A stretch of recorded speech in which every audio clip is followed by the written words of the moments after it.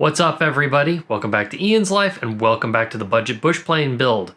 Last time we left you off, the Chinook was back home, we pulled it apart and it was ready for some work. So today, let's go ahead and get started on the engine mount and get that Yamaha hung on the back of the airplane. Stay tuned.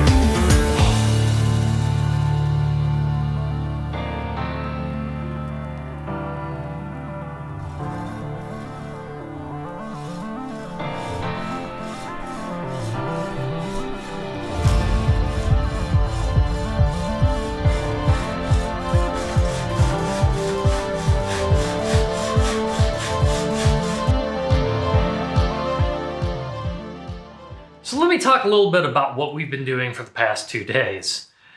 For 2 days, we have been lifting that engine on and off of this little stand here over and over and over and over again. 20, 30 times I have deadlifted that engine onto here. Getting tired of it, but you know what? It's a necessary part of the process. As this airplane was never designed for the way that the Yamaha mounts. Now, this is kind of, as I've learned, an inevitable part of designing anything relatively from the ground up, even if you're working with an existing airframe, is you have to stare at it for a long time and have aha moments to realize exactly how you should put something together. Some things are easier, some things are harder. This is a particularly hard one because we're supporting an engine, which means we have weight of the engine, we have thrust from the engine, and we also have the P-factor torquing moment as the airplane moves in the air. That disc wanting to not move means that we have a twisting moment. So we have a lot of different forces that we have to account for, and we have to brace this thing, all of which is difficult because we have a pull here, and a base tube down there. This right here, that's just some aluminum. It's not supported in the middle. If I was to drive on that, I could flex that. Some stronger points here, but they're just stronger.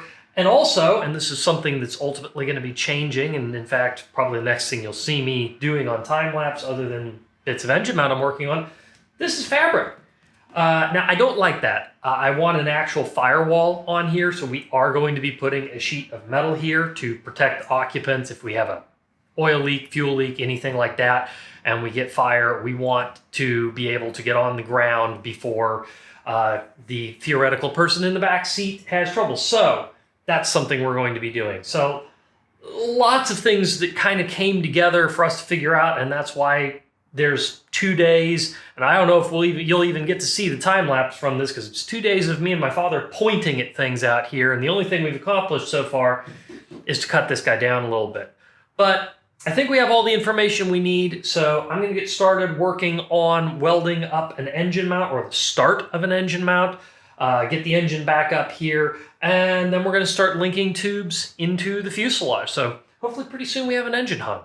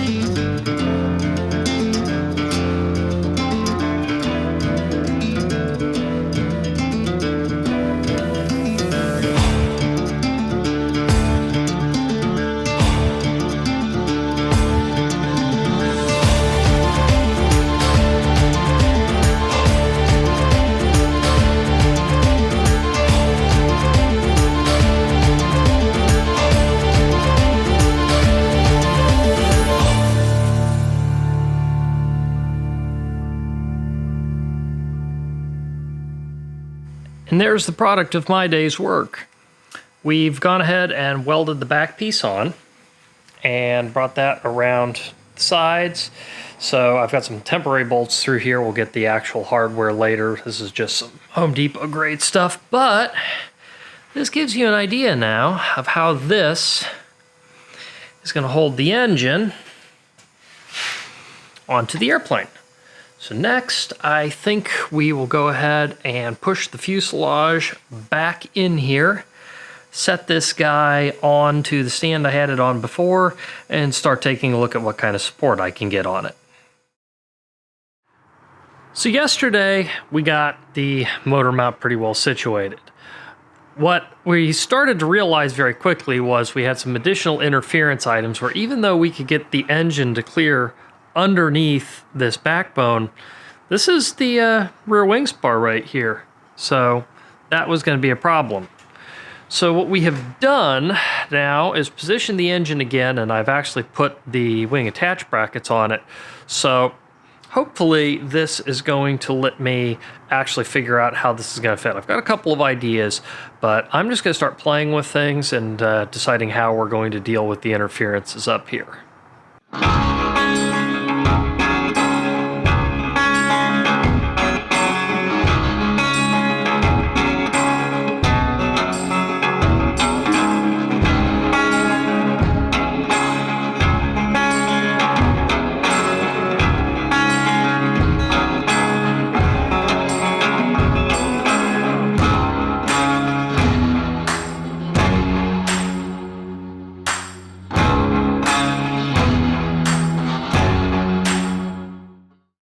So after several days of shifting things around, trying to make this all work, I finally have all of the pieces of the puzzle that I needed.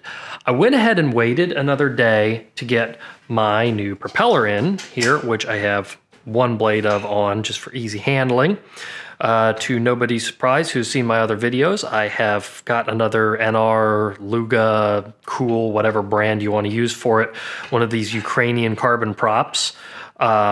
I'm actually using a Kiev hub that I purchased separately. This was all secondhand stuff. And we'll talk about what I spent for all of this, because I know I promised that here in a little bit. But I got the prop in, which allowed me to check clearance here. And as expected, it was close. I really had to work at getting this to fit in the way I needed and fit everywhere else, because there's a lot of little things. As you come up, fuel rails start to hit. You start to not be able to take the spark plug coils out, which how annoying would it be to not be able to check spark plugs without removing the engine from the airplane. So this whole delicate juggling act comes in. Now, what I've spent a good portion of my evening doing tonight is building this, a new fuel rail. Now I've got some temporary hardware on here. This is the old stuff. I need to go get some new hardware that looks better. But what this is a modified half of an Apex 4-cylinder fuel rail, actually off of my other engine, but these are cheap and easy to get online, so I went ahead and cut the one I had up. Since the cylinder spacing is the same, I was able to do half of it, cut a mount off of it, welded some new tabs onto it here for mounting to the existing bosses at the right level. We've switched to a deadhead system. This used to be a pass-through system, which had, in fact, this is the old fuel rail here. Excuse the loud noise. Had the regulator on it for a pass-through and a nipple on the other side.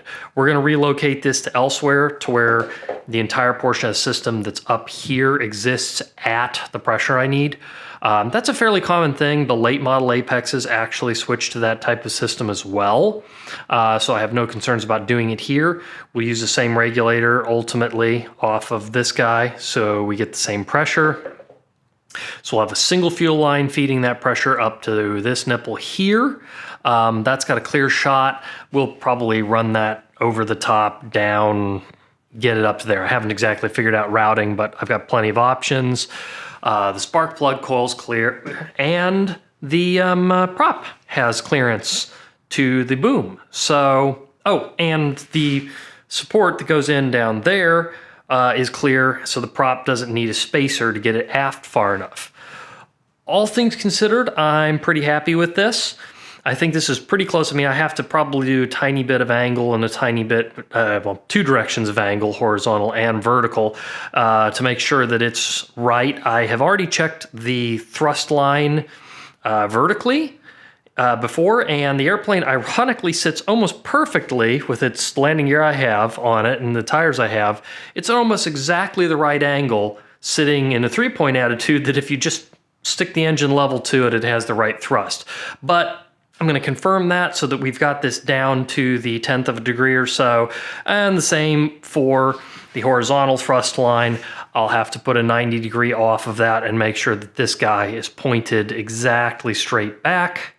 Once I've got that locked into place, I can finally, after days and days, start to build my motor mounts from here up to there and forward to the fuselage, start getting this guy locked down so I can start working on things like wiring, fuel system, plumbing, all the other things I have to do to make this thing fly. So let's get back to work.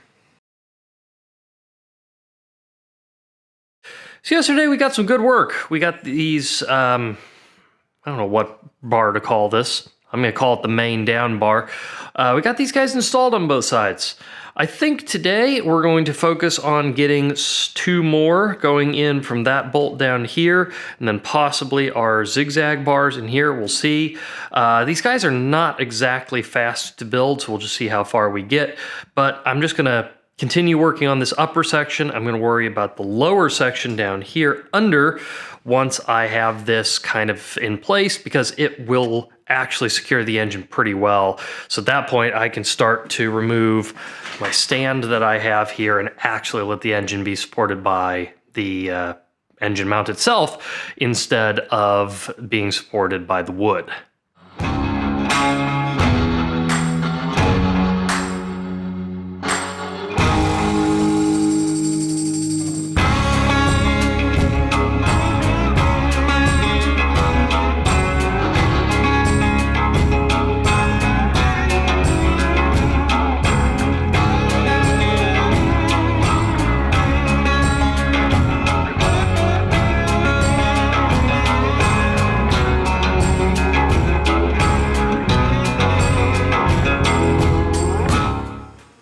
And we're mounted up. Now, I don't want to imply that this is in any way complete. We need some form of diagonal bracing in between these two so that they can't parallelogram. I think we're going to need something coming out to a wider thing, because we've kind of yanked around on this and we're noticing that there is a little bit of flex in the yaw axis, and it's not acceptable as is. Now, we're not done, so we'll see how much stiffness we gain as we add the additional bits. But on the plus side, I know I left my little shelf here, but that engine is supporting itself. So that's a huge milestone. The engine is left on its lonesome. How we've got plenty more of work where that came from. I'm exhausted. I'm stumbling over my words. I'm going to clean this shop up, get back to it tomorrow, and continue on the motor mount. All right, guys. So tonight we're working on the motor mount. Let me show you what we're up to. I've already done a little bit of work tonight. I have been at work over here. We got our little zigzag braces in place on this side and tacked in, actually a little more than tacked, partially burnt in, the part that I can get without having the motor off here. Next, we're going to be working on this side and also some connections. One thing we noted, we took this off of the airplane once, the whole thing. And what was really difficult was everything wanted to move around. These guys wanted to move, these guys wanted to move. All these individual tubes, as they went up here, obviously have some built-in stresses, so it was really hard to get it in place. So I think what we're going to do is kind of tie these things together with some little tubes. It will add some strength, but its primary function is going to be to just hold this thing very rigid, so when I go to assemble it onto the airplane, it's relatively easy to do. Once we've done that, because I need access in here to do that, then we're going to put our zigzags on here. I've got a little dummy water pipe coming off of here just to simulate where the where that's going to exit over to the radiator so that I can miss that. we'll get those into place, see where we stand, and decide if we're going to go ahead and do the tubes up to these corners like I'd been talking about before.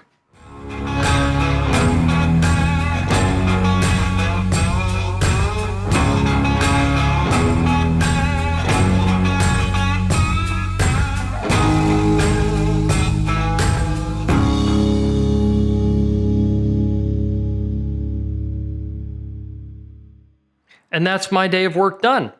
We got all of the in-between braces where the motor mount attaches to the fuselage installed, welded in, tacked in at least. I've got to pull this whole thing off and burn in all of the stuff I've added. I got these in on this side to match the other side, which I showed you earlier. I think that engine is looking really good hanging on there. The motor mount's starting to get really stiff, so I'm happy there. I'm going to make a decision very shortly if I'm going to add more tubes or if I'm just going to burn this in and call it good. We're really at a debatable point as to whether it's enough.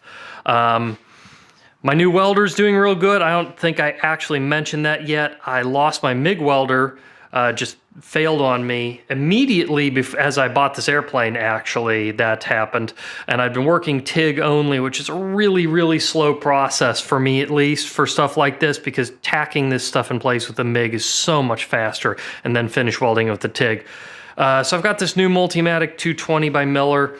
It's an expensive little unit, but actually it was less expensive for me to sell my old TIG welder, my Miller Dynasty 200, on the second-hand market and buy this than to buy a second machine and then have to drag two of them around. So, side note, if you're looking for a welder, you're considering doing something like this, it's a big investment, but the Multimatic 220 by Miller, fantastic machine.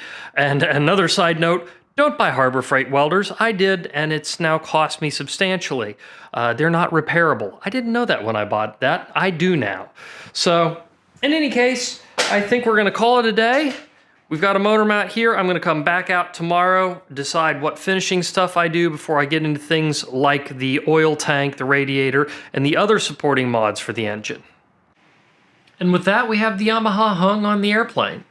Now, I'm recording this from the future with the benefit of knowing what happens next, and the motor mount is effectively done at this point. We do a little more on it, but it's just a little bit of finish welding and the cosmetics, and I am leaving all of that for another video. Speaking of other videos, we've got a bunch more on the way. I've already recorded a ton of content on the motor mount and other systems on the airplane, so there's a whole bunch of stuff coming at you soon. So if you like this, consider subscribing. We've got a lot more content like it coming. Like this video, it really helps me out, and we'll see you guys on the next one.